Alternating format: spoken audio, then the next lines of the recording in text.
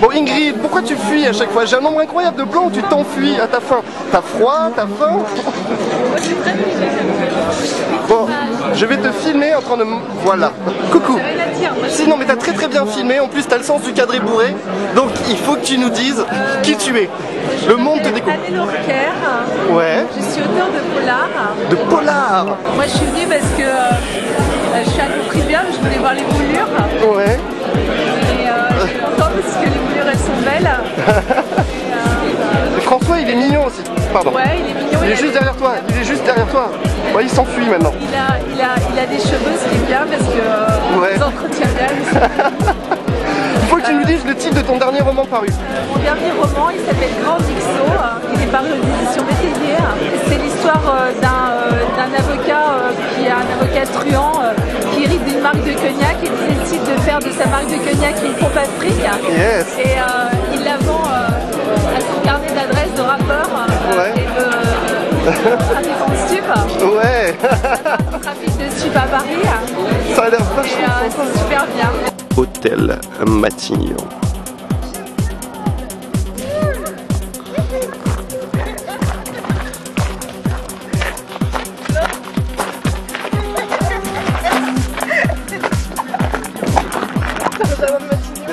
Des dérapages sur la pelouse. Incroyable lumière, dommage. Je dis à propos de 24 heures du Mans, comme moi j'ai été manceau pendant 6 ans, je vous assure que même si on n'est pas intéressé par les voitures, par le circuit, ça vaut la peine.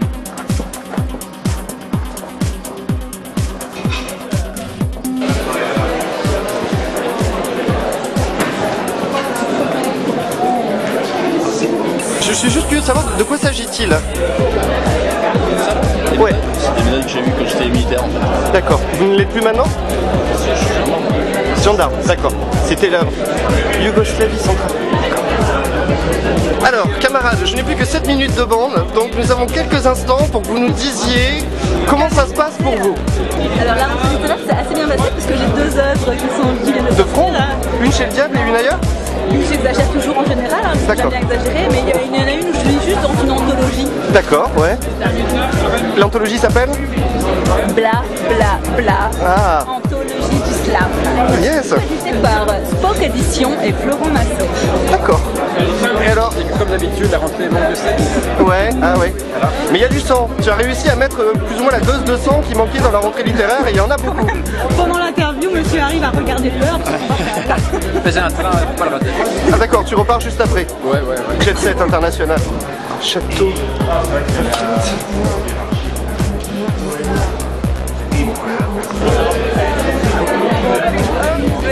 Moi je suis Hugues Moyer. D'accord. J'ai écrit un très bon livre, c'est le meilleur livre de la rentrée. Sérieux? Toi aussi t'as écrit le meilleur livre de la rentrée? Non, moi. Non, c'est lui qui parle, Frédéric Bédé le dit. Ouais, Frédéric il a aimé. Ouais, l'éditeur. Le Cherche Midi. Voilà. Au Cherche Midi, d'accord. Ah, c'est l'histoire terriblement déprimante. Ouais. Et comme ça je le vends bien. Salut Ingrid, je fais un dernier plan de toi et ça y est elle fuit comme d'habitude devant ma caméra. Yes. Oh, c'est un type qui va en fait se transformer progressivement. Ouais. En fait qui vit une relation très fusionnelle avec sa fille. Oh là, très seul contre tous. Exactement. Et il se transforme progressivement, il devient une sorte de bébé. Il régresse en fait totalement. Yes. Parce que sa compagne est morte après la couche. Et donc ils vivent tous les deux et c'est très kafkaïen.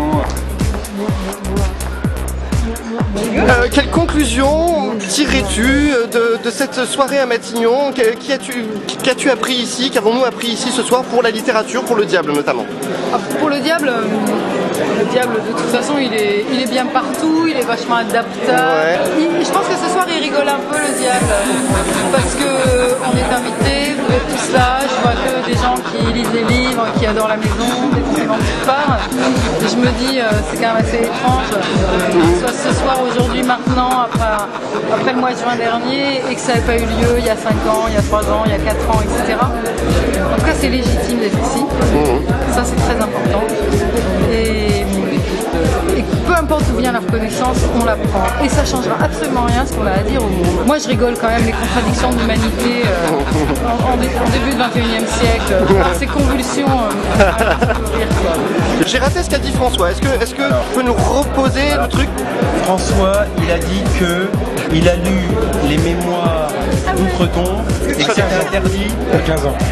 voilà, à 15 ans et que c'était interdit dans son lycée. Alors je sais pas pourquoi. Il était chez les pères, certainement. C'est pas possible. Alors il avait d'abord dit qu'il n'était pas là en tant que lecteur, mais en tant que Premier ministre. Ouais. C'était un pur effet de rhétorique, parce qu'il a laborieusement tenté de nous prouver qu'il avait des lettres. Et qu'il a lu des trucs. Références plus ou moins discrètes. D'accord. Non, alors il a dit. Il a seulement parlé de Little. Voilà. Ah, Jonathan. Voilà. On parlait de Primo Levi. D'accord. Donc il a dit qu'il n'avait pas le temps de lire, mais quand même, 900 pages, il a pu se les taper. Ah, il est fort, il est très Il a fort. dit que les mots pouvaient se retourner contre lui. Ouais. Et justement, il a cité détail. Non, Détail. J'ai inventé. Il n'a pas dit que détail, ça pouvait se retourner contre Détail. lui comme mot. Les détails peuvent se retourner. Non. J'étais en train de ricaner. Bon, il reste 10 secondes de bande, 20 secondes peut-être. Est-ce que vous avez un mot de la fin pour la soirée de Matignon? Ouais. Ouais. La fête de l'humain. Vas-y. Mais je pense que sur cette soirée, j'ai rien à dire et je pense que c'est vraiment ce qu'on peut dire de définitif. C'est vraiment le mot de la fin. Oui, c'est avec un grand R. Exactement, ouais. Merci. D'ailleurs, camarade. Merci. Je t'enverrai un petit texto si... Camarade, vous voulez pas dire un petit mot final pour finir le film? Non, il est fâché, j'existe pas pour lui. Bon d'accord, ok.